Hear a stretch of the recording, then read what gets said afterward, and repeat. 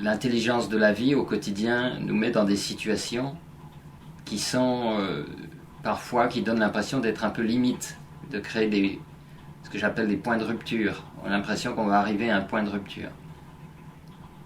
Et cette impression-là, elle est suffisamment difficile pour qu'évidemment on soit tous construits, on ait tous construit des stratégies pour éviter ce point de rupture. On ne veut pas tomber dans un gouffre, on ne veut pas mourir, on ne veut pas disparaître, on ne veut pas, etc. Et donc on a tendance à tourner le dos à ce phénomène-là, un petit peu comme si c'était normal de le fuir. Et moi, dans la façon dont j'en parle comme d'une sorte d'invitation à traverser. Et pour ça, et c'est là où je veux en venir, pour qu'il y ait une traversée, il faut qu'on envisage la possibilité d'une traversée. C'est-à-dire que ce dont on a peur, soit c'est une peur objective, c'est-à-dire quelque chose qu'on doit vraiment fuir, soit c'est une interprétation. On interprète quelque chose, on interprète un phénomène à l'intérieur de soi, et cette interprétation fait qu'on lui tourne le dos et qu'on essaye d'obtenir une sorte de guérison dans une autre direction. Plutôt que de traverser cette chose qui nous fait peur, plutôt que d'apprivoiser cette peur, on va utiliser des stratégies qui vont nous éloigner de ça. On a tendance à tourner le dos à l'expérience de l'amour, à aimer, et à se consacrer beaucoup dans notre vie au besoin d'être aimé. C'est-à-dire que c'est comme si on ne croyait pas vraiment à l'amour et qu'on croyait plus au fait d'être aimé.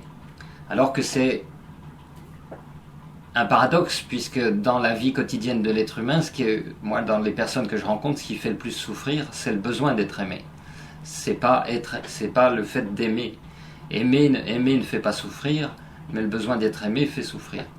Parce qu'il se heurte évidemment à des impossibilités, au fait que l'autre ne peut pas nous fournir l'expérience du sentiment, l'expérience de l'amour. Aimer, c'est quelque chose qui s'éveille à l'intérieur de soi, qu'on éveille à l'intérieur de soi, mais pour ça, il ne faut pas lui tourner le dos. Donc c'est cette idée d'apprivoiser des réalités.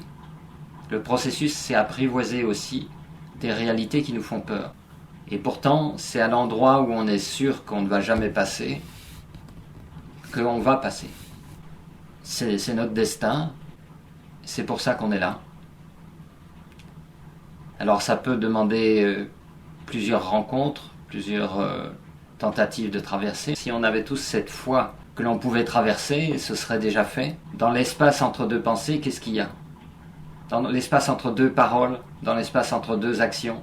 Quand on est par exemple très actif dans la vie quotidienne, quand on passe d'une action à une autre, ou d'une distraction à une autre, d'un loisir à un autre, d'un projet à un autre, entre les deux projets, entre les deux actions, il y a un espace qui nous fait peur.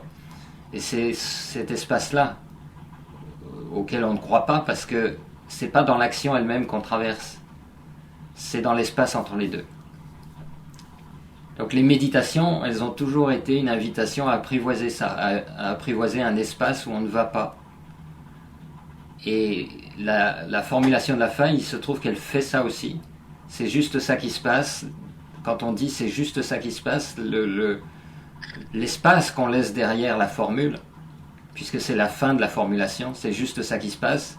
Dans l'espace qui suit, il y a cet espace dont je parle, c'est le même espace, c'est celui où on peut traverser.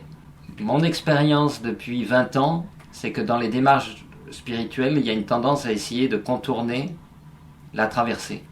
Mettons qu'on ait un chemin qui mène à la lumière. La plupart des démarches spirituelles parlent finalement plus de la lumière que du chemin. Et bien sûr que la lumière est plus inspirante que les détails du chemin, et que ça donne du courage, ou que ça donne de l'inspiration donc.